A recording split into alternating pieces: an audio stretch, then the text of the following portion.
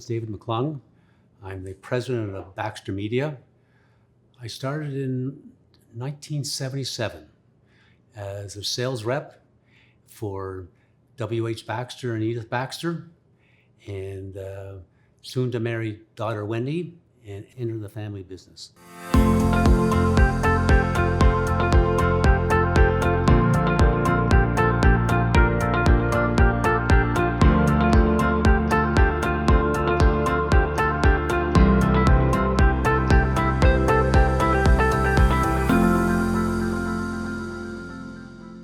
Welcome to Voices of Travel, The Next Chapters, an interview series that captures the passion, humor, and character of 15 remarkable people as they tell us the stories of their careers in the industry. Thanks for joining me, David. 1977, wow, what was it like back then? It was a tumultuous time in 1977 when I joined, in the sense that the business was busy, competition was heavy. We had very, very good competition from McLean Hunter, Southam, Strong. We were always third book in the marketplace. We were always an afterthought. But give tenacious and patience and dedication to Bill and Edith, always fighting, always scrapping, always making sure that we were at events, we were covering events, getting salespeople out, pushing our way forward. We were aggressive, ambitious, and it was paid off over time. I think we were very, very successful at years in. What publications did you have back then? Well, we had Canadian Travel Press, we had the Personnel Guide, we had On Target Ontario, which is a unique creation we had just for the Ontario market. We had the Personnel Guide, the Bible of the industry it was called, published twice a year. It was fabulous, a directory of everybody, and everybody wanted a copy of it. We were printing probably about anywhere from 18 to 25,000 copies. The Courier was we bought from McLean Hunter many years ago, and changed the format, made it more magazine size. Specific focus on it was on the day-to-day of a travel agency, because our market was travel agents, coast to coast, and then coast to coast to coast. All tours delivered for it, going to trade shows. It was a very, very busy time in the 70s and 80s. How is it different then compared to today? In terms of publishing, we were a print publisher then. Now we are a media company. Print's important still, but it's the digital platforms we're very strong at. Baxter's had to be nimble to make changes. As print was changing, our audience was changing. And when it was changing to one of the things in that kind of format, we modified, we changed it. But ultimately, it really didn't matter in one sense. Content is still king. People wanted legitimate, reliable, honest content, whether in print or digital product. And we did that. Edith Baxter always said, our first question when any supplier came in her office, she'd sit them down, pen in hand, saying, so how are you doing? What are you doing for travel agents? Are you paying them commission? Full stop. If they said no, she was gently saying, well, perhaps we should end this conversation because I'm not really writing about you, and we're not going to go talk to you because you don't think my market is valuable. And that was really sort of the overarching thing. What are you doing for our market, and what are you doing for travel agents? Commission was one, could be other things in the marketplace, but that was really pivotal then. And that's today's the same thing. We're still saying that to our suppliers. Are you interested in reaching the Canadian travel industry, travel agents specifically, and are you paying them commission? Or are you giving them some overrides? And what are you doing in the marketplace for them? Baxter Publishing at the time, Baxter Media today, it's a family company. Was that an advantage or a disadvantage for you when it came to competing with the corporate giants like McLean Hunter and Southam? A little bit of both.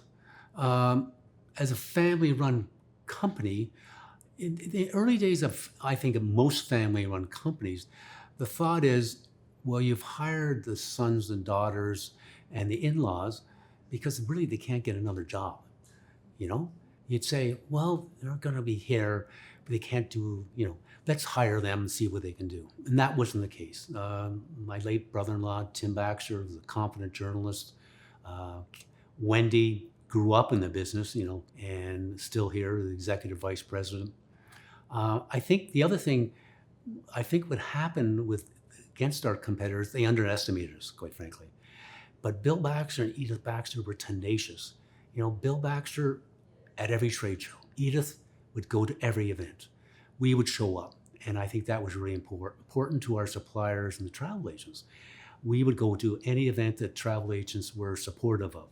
And Bill Baxter would travel the globe, come back and say, I was just at this fabulous destination. We went to World Travel Mart once, the first time 45 years ago. He said, this is an event travel agents to go to. Everybody's there. And we'd write about that. PATA, Asia Pacific, we spent a lot of time going to the shows.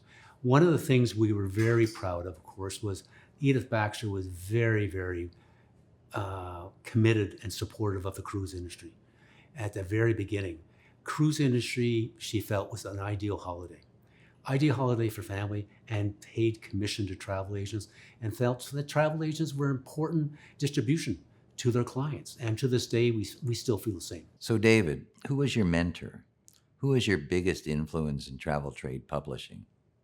Well, probably my father-in-law, Bill. As quirky as he was, God bless him, he always believed in being seen, getting out there. He never took, his success lightly. He was never an overly, he was a very ambitious man, but never, I would say he was not a show play. He loved the show and the glamour of travel, but he was very successful at doing it.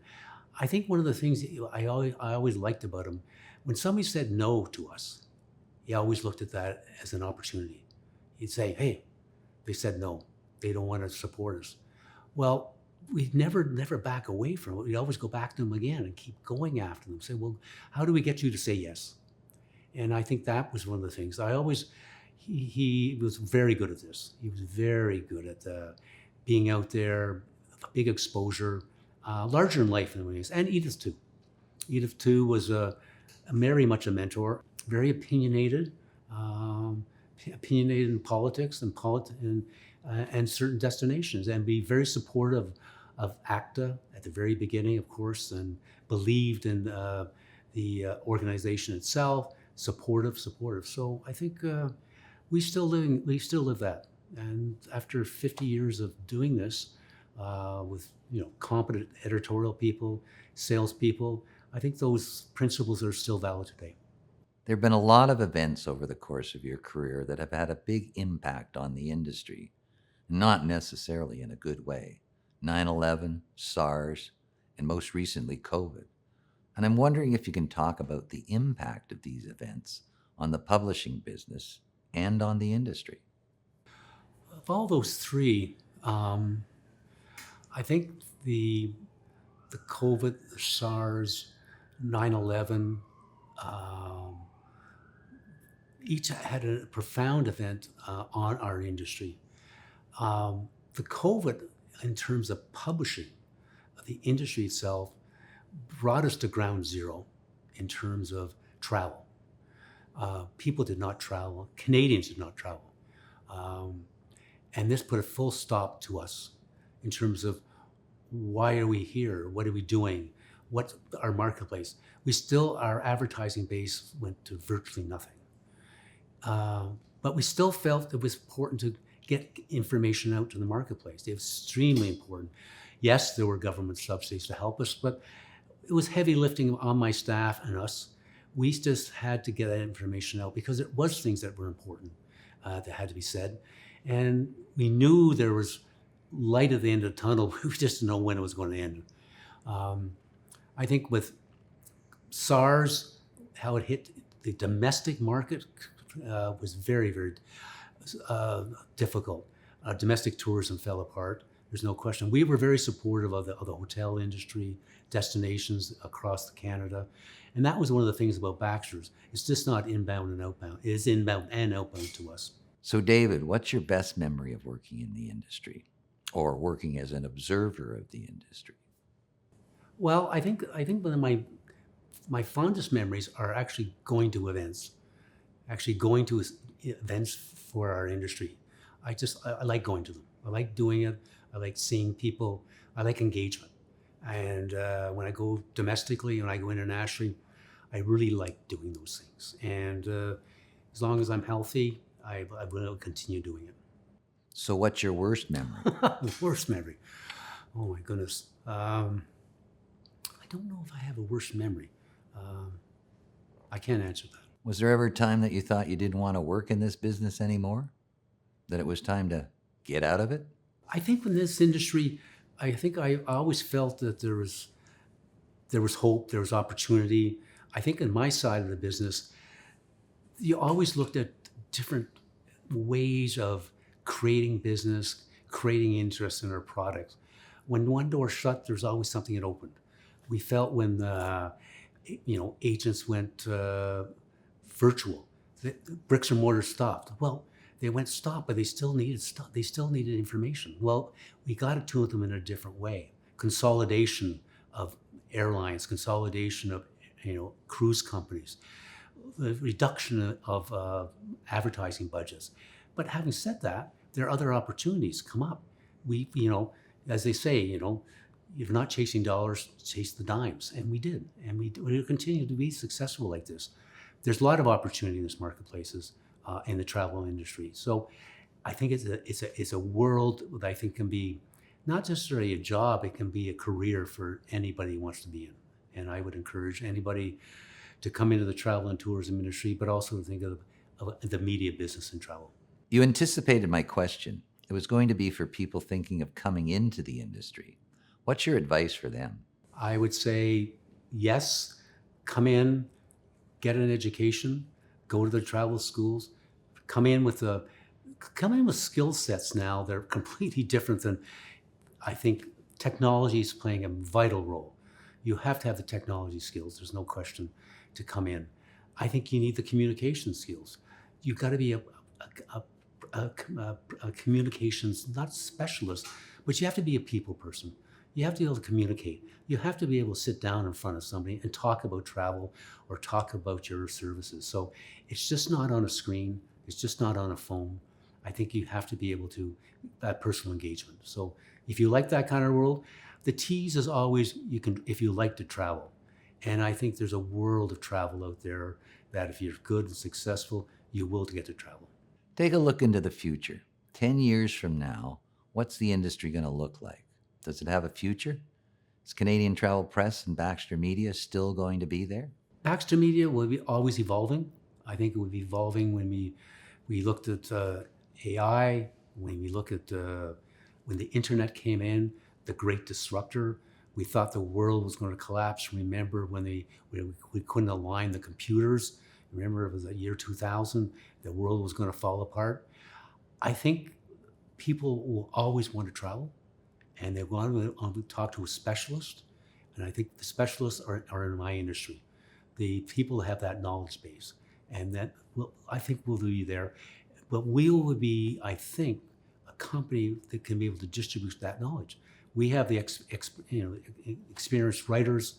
We have the people who can write about these destinations. So I think I'm passing along to the next generation, or the people who are coming into Baxter Media. There's always going to be a future. There's always going to be a future if you're committed. Thanks for telling us your story, David. And thanks to all of you for joining me for this episode. I'm Bob Mowat, Executive Editor of Canadian Travel Press, and I hope you'll join me for another remarkable conversation on Voices of Travel, the next chapters.